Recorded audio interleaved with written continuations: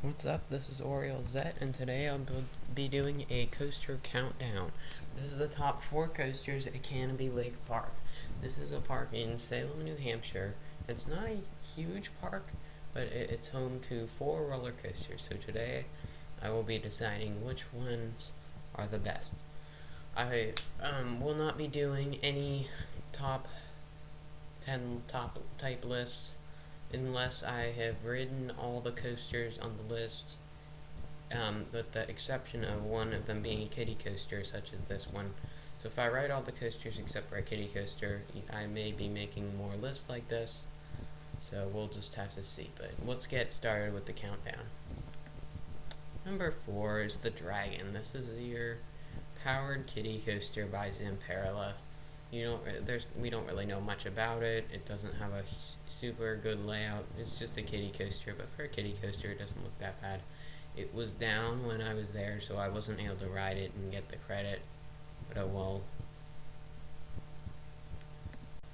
Number 3 is the Canopy Corkscrew.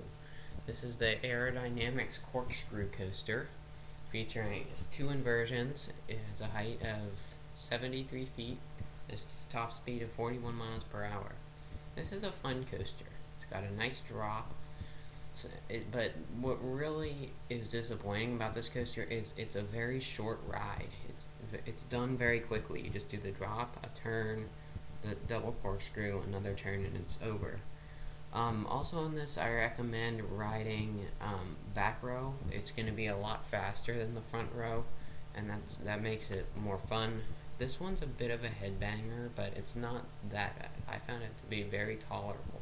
If you just keep your neck stiff, and it won't bang around all over the place. Number 2 is the Yankee Can Involve. This is your PTC classic out and back wooden coaster. This is not one of the larger out and back woodies, but that doesn't make it not a fun ride. It's a very fun ride. The left side, if you ride on the left side of the seats, then you're going to have some nice airtime on the drop, and I think better airtime overall. I rode on both sides, and I got a lot more airtime on the left side than on the right side. This coaster will usually provide you with some good airtime, and it's a very fun ride. The problem is here, you can't really pick your seats.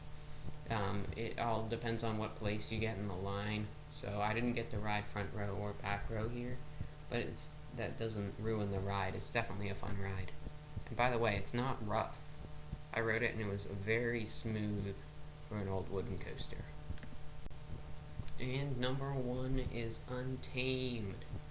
This is the Gerstlauer Eurofighter of the park. It features 3 inversions, a vertical loop, a 0G roll, and an Immelman. It has a vertical lift hill, which feels very weird, seeing as you feel like you're almost upside down. The beyond vertical drop is very cool. You feel like you're gonna fall out of your seat. It's a very intense ride. It's kind of short, but it packs a lot into the small area. I rode it front row, and that was probably rough. That was rougher than when I rode it back row. I rode it back row twice, and neither of them were as rough, but they were all very fun rides. And this is why I put Untamed as my number 1 coaster at Canobie Lake Park. This is Oriole Zet signing out.